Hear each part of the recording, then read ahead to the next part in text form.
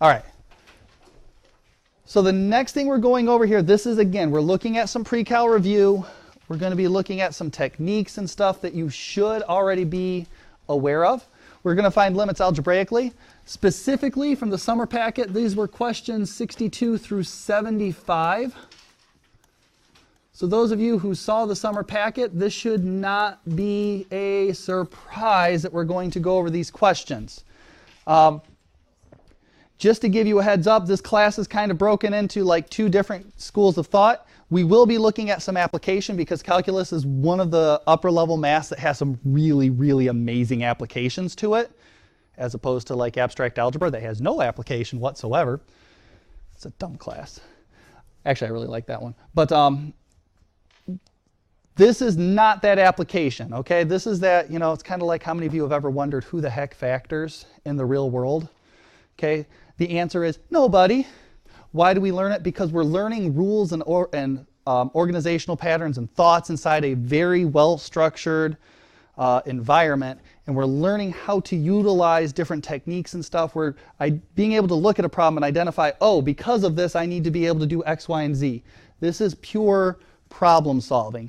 This is pure logic. So this is not necessarily application right here, but it will lead from this theory, it will lead into some really cool tools that we can apply in the real world. So right now we're in mental gymnastics mode. So what we are looking at are limits, and if we didn't have a calculator, we'd have to figure out how on earth to find them. Because I don't know about you, but you don't have a calculator on you all the time. Of course, maybe you do. I don't know. Maybe you're a weird person like that. You walk around with it in your pocket. So one of the things we will do with the limit is we will use what is called direct substitution. Of course, why are you doing a limit in the real world anyways? Who knows? But one of the methods we will use is direct substitution. This should always be step one. What is direct substitution? What do you think that is?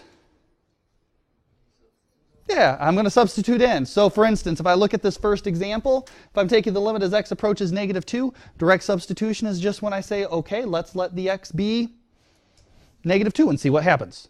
That's my goal. That's what we want.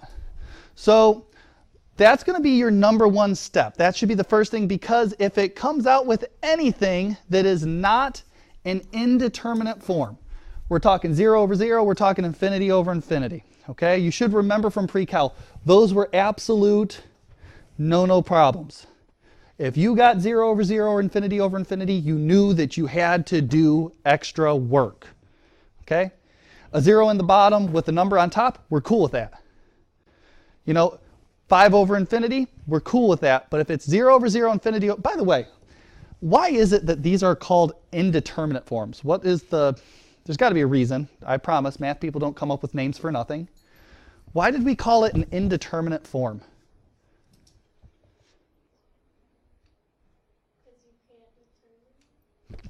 It seems like that. I like your use of breaking down the word, indeterminate. It cannot be determined. The reason why we say it can't be determined, when the denominator gets very tiny, what happens to the whole fraction?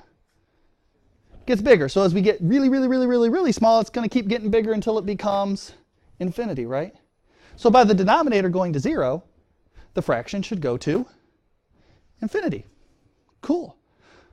But what happens when the numerator gets really small? What happens to the whole fraction then? When the top goes to 0, the whole fraction goes to 0. So if I tell you that my limit is 0 over 0, I would be telling you to come up with something that is increasing to infinity but going to 0 at the same time. I heard someone go, what? Exactly. That's the problem. That's why we call them indeterminate, because they literally tell us absolutely nothing. Nothing useful in those. We have to get out of it. Now, this is calculus. You're probably going to see a lot of indeterminate forms. Just giving you the heads up. That's basically what we're going to be studying, is situations where indeterminate forms come up. And what we're going to do is we're going to come up with a few techniques to deal with these indeterminate forms. The first one, and the one you probably are most familiar with, is the factor and simplify method. This is specifically dealing with polynomials. anything that we can factor is going to be really useful. So that's number one. The second of the three techniques is going to be the multiply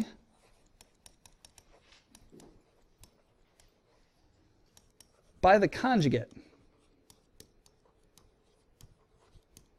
This is specifically really useful when dealing with square root problems. If there's a problem that's got a square root of x in some way, shape, or form, some square root of f of x, multiplying by the conjugate is going to become really useful.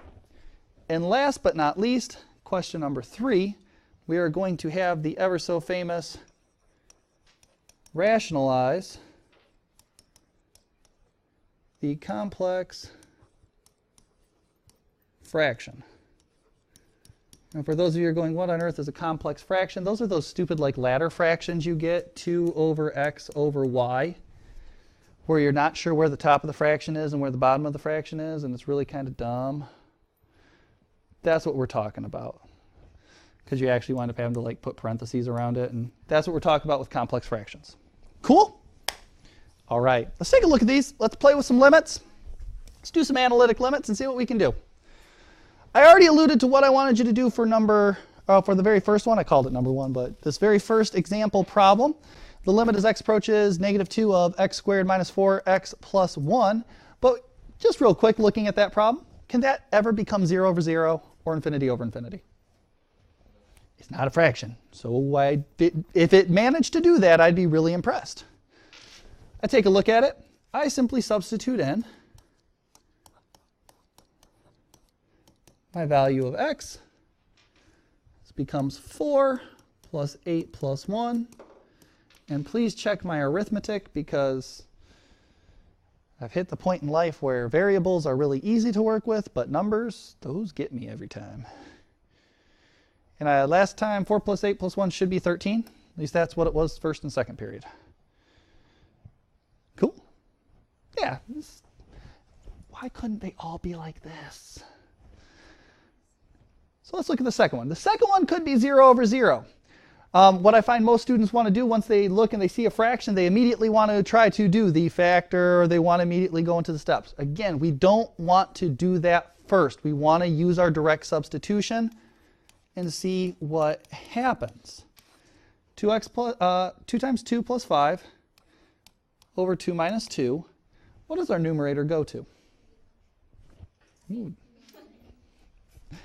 Goes to 9. And our denominator goes to? Okay. Is this an indeterminate form? This is not indeterminate. This is not 0 over 0. It is 9 over 0, and that is perfectly fine. What this means is that as we get closer and closer to the 2, this denominator is going to get closer and closer to 0. If I think about that, as this number gets really tiny, what happens to the fraction? It gets bigger. So this fraction is going to get larger and larger and larger, which means that this limit will probably go to infinity, or it could go to negative infinity, depending on the sign. Okay? Now in this particular problem, and normally we won't, eventually we'll get to a point where we won't look at it, but if I look at this particular graph, you'll see as we approach the limit from the left, this will decrease to negative infinity, and this will increase to positive infinity from the right. So what do we say about our answer? This one does not exist because the left and the right do not agree.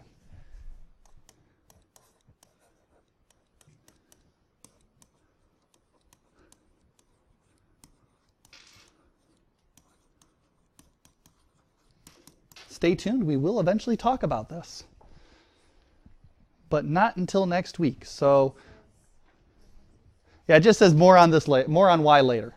We are going to discuss this. We're eventually going to get to talking about asymptotes, how to decide if the limit is positive infinity, negative infinity, is it D and E, which one is the answer. And we'll deal with that in a little bit. But you can see that. And just again, real quick, if it's 0 over a number, will that give us something? Yes. 0 divided by anything is always 0. This is okay. A number divided by 0. Is that okay or is that not okay? Could be does not exist, could be plus or minus infinity, typically. This is okay. I am cool with that. The ones where I want, and even if it becomes 0 of 0, you can't say D and E. It might have an answer. The ones I don't want to see, 0 over 0, infinity over infinity. These are your bad apples. These are the ones we're going to have to do extra work. All right? Those are the ones that are going to require extra steps. That's when the algebra comes into play. So I look at my next problem. I use direct substitution.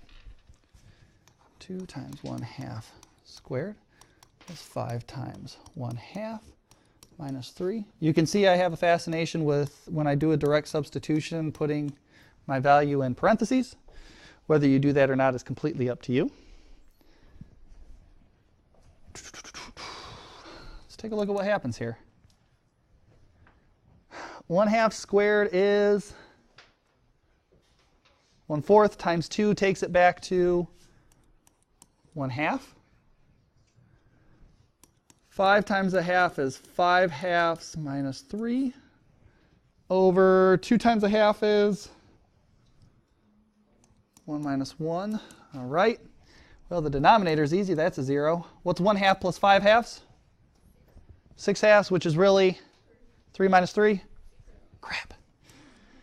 Oh, no, exactly. It's kind of the, yeah, exactly. You start getting really used to being like, oh. All right. We hit our first 0 over 0. We have 3 possible techniques to pick from. Factor, conjugate, rationalize. Which one do you think this first question is? Why? Bingo. It's the quadratic. Quadratics typically are things that we can factor. So let's use the technique that seems most logical for this problem. So I'm going to take the limit as x approaches 1/2. Don't have to worry about my denominator. That's easy. Whoops, minus 1. What is my numerator going to factor out to? And yes, I would like you to factor that now. We are going to factor a lot in this class. If you want the actual reason why you factored as much as you did from Algebra 1 till now, it's because it becomes really, really helpful with the mathematics we do in calculus. Oh, man. What does that turn out to be?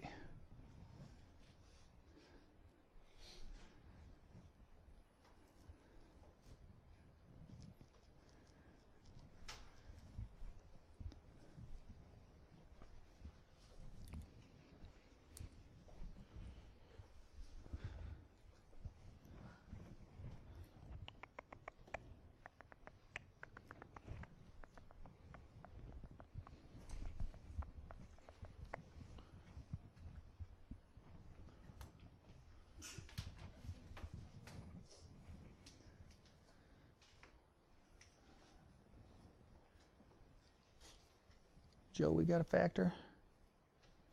No. Got a factor, Jesus? No. No? Uh-oh. Hope we're not just waiting for someone to come with the factor. I'm not going to give it. Man, he's mean. Got a factor for me, Carlos? Yeah. What you got for me? 2x minus 1. Beautiful. And x plus 3. Look at that. You get bonus points. They're fake bonus points, but you get them. They are yours. All right?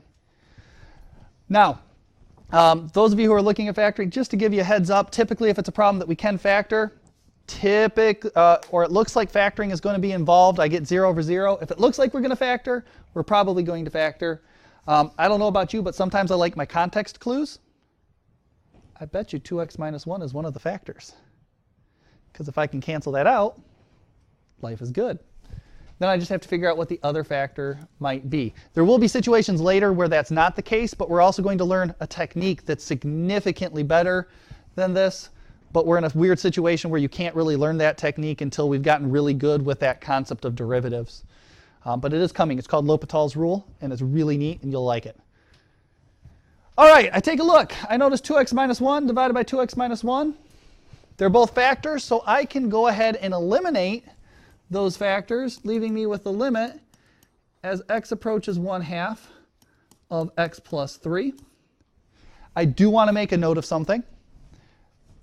Over each of the equal signs, I have maintained my limit operator.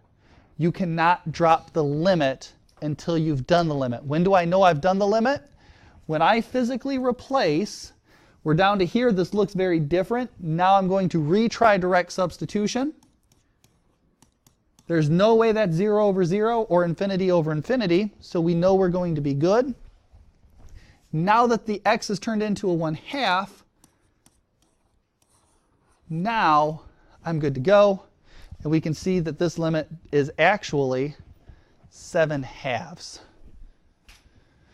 This is really important to carry that limit through just to put things into perspective. It would be like looking at a problem and going 2 minus 1 plus 6 and you going, well, 2 minus 1 is 1 and you writing 1/6.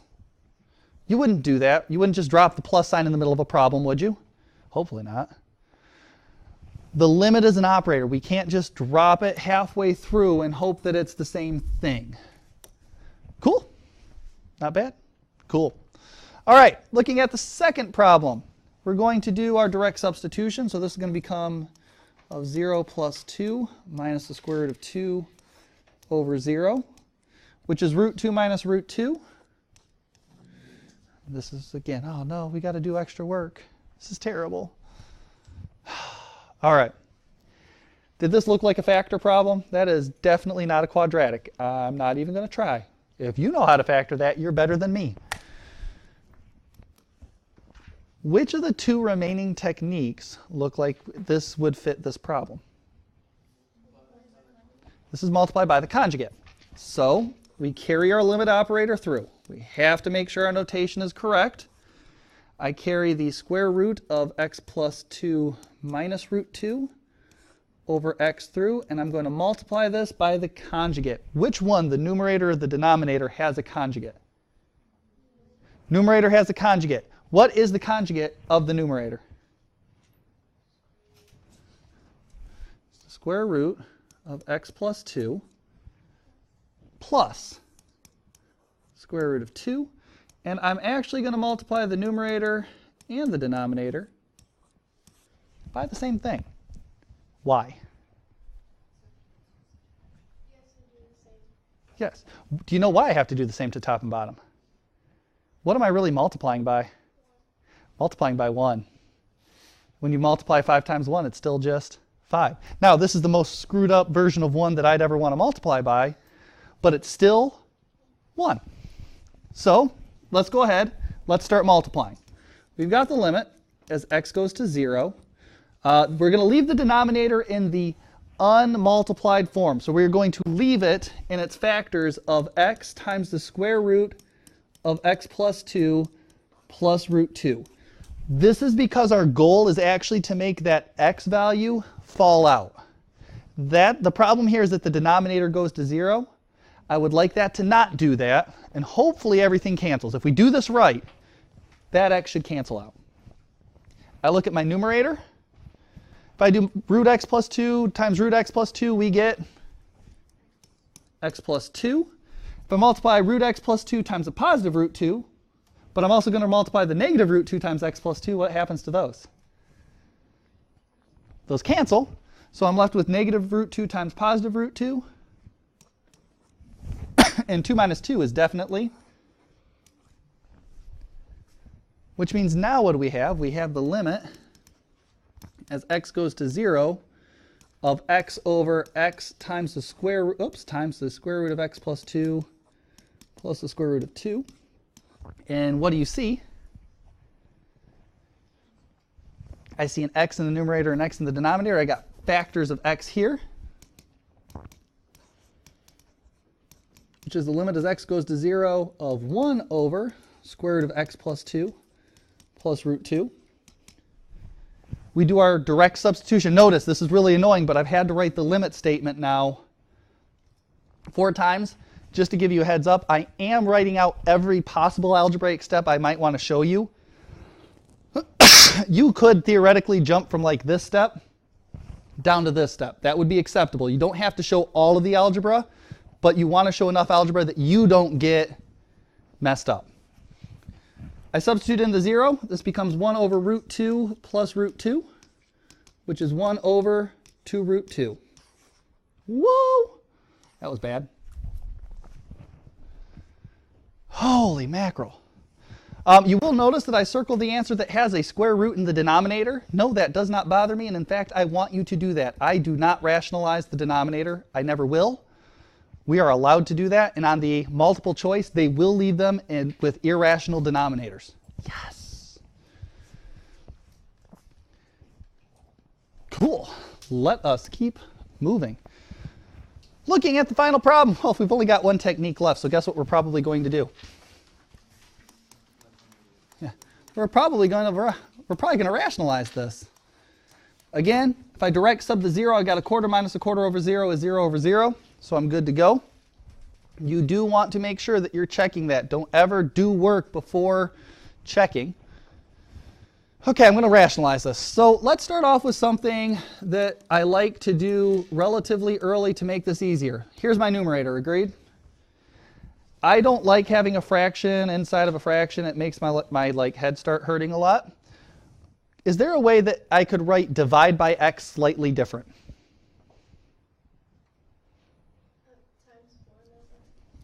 I could, instead of divide by x, multiply by the reciprocal of x. So we multiply it by 1 over x. And that's my first goal, is to simplify that. And then the second thing I want to do is I want to create a common denominator.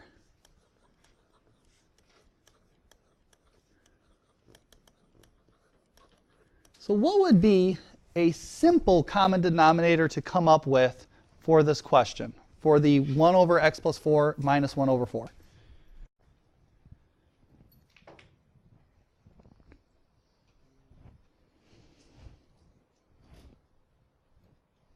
Thought I heard. Maybe Ziri, you said it? No, Ziri's too scared to say it?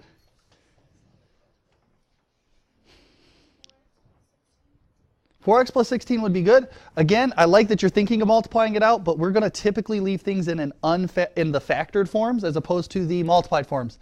4x plus 16, she took the 4 times the x plus 4. So I'm going to take 1 over, the x plus 4. Fine, I don't want you to do what I wanted you to do anyways. What am I going to have to multiply the x plus 4 by to turn it into 4 times x plus 4? Multiply it by 4, right? And that's a minus sign. I've got 1/4, so these kind of go together right here. What am I going to have to multiply 4 by to become 4 times x plus 4? X plus 4. Again, I'm showing a step that I normally would not show here because I think that most of us, but I want to make sure we're very explicit with our steps right now. The 1 over x still exists. This becomes 4 over 4 times x plus 4. And this becomes minus x plus 4 over 4 times x plus 4. Got to put my parenthesis. So far, so good?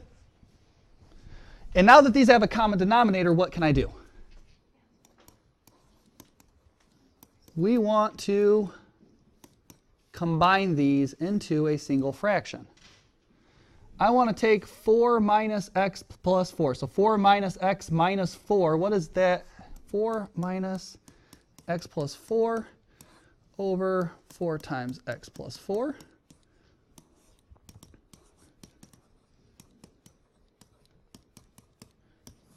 So what happens to this 4 minus the 4?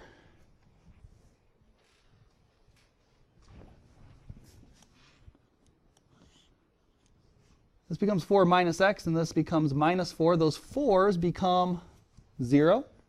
And I'm left with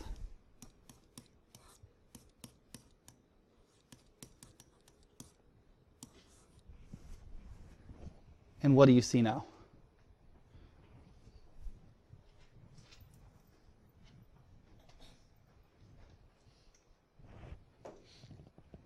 one more algebraic step before I sub in a 0.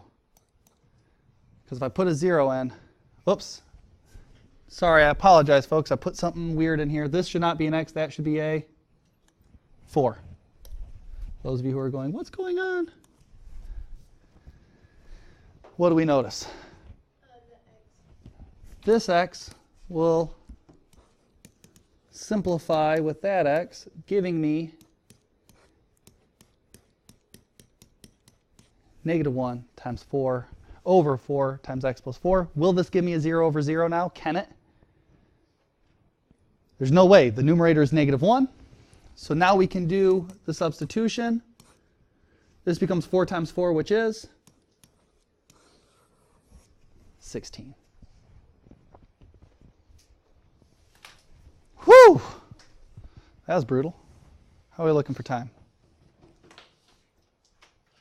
What time does this class get out? 45? Cool. I got time for one more.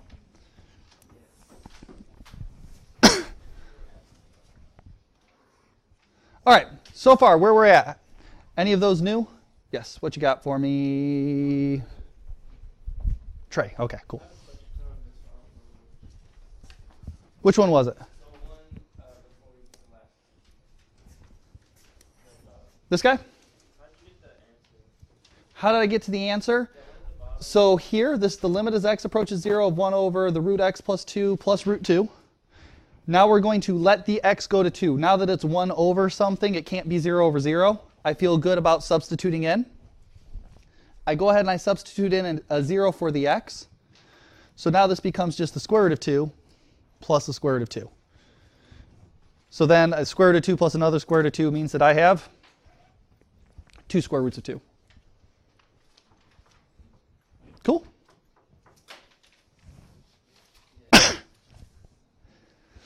If you can figure out where it's kind of messing with you, let me know, because I will gladly go through where that came from. But this step right here was just subbing in a 0 for the x and then simplifying it down a little bit. All right, let's real quick look at the next one, because I think we can get through this. If I want the limit as x approaches 2 of f of x, I know that it's this function when x is not 2, and I know that it's 3 when x is 2. What would the limit as x approaches 2 of f of x be? Would it be 3? That would be my first question. Is it 3? It would not be 3, because that's not the limit as x approaches 2. That is f of 2. In this problem, I want to look at not what happens at 2, but what happens around 2. So I would take the limit as x approaches 2 of x squared plus 1, which, do I have to do any weird technique stuff with this? Yeah, we're just going to plug it in. We've got 2 squared plus 1. 4 plus 1 is 5. So in this question, at 2, we will go to 5. There will be a hole there because at 2, we will also go to 3. What shape is this? X squared plus 1. It's a parabola. What's its y-intercept? 1. Open up or open down?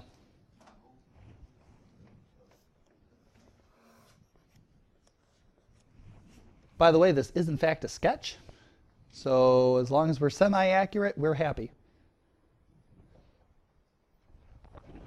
So the importance here, and what I would try to push in this particular question, remember we're not looking at 2, we're looking as we get close to 2. We'll talk about B and C tomorrow. Folks, thank you so much. If you would bring your name tags up, and we will get a chance to work these tomorrow. So the formative on this topic is not until Friday. So we've got a couple more things to look at, and then you get to work.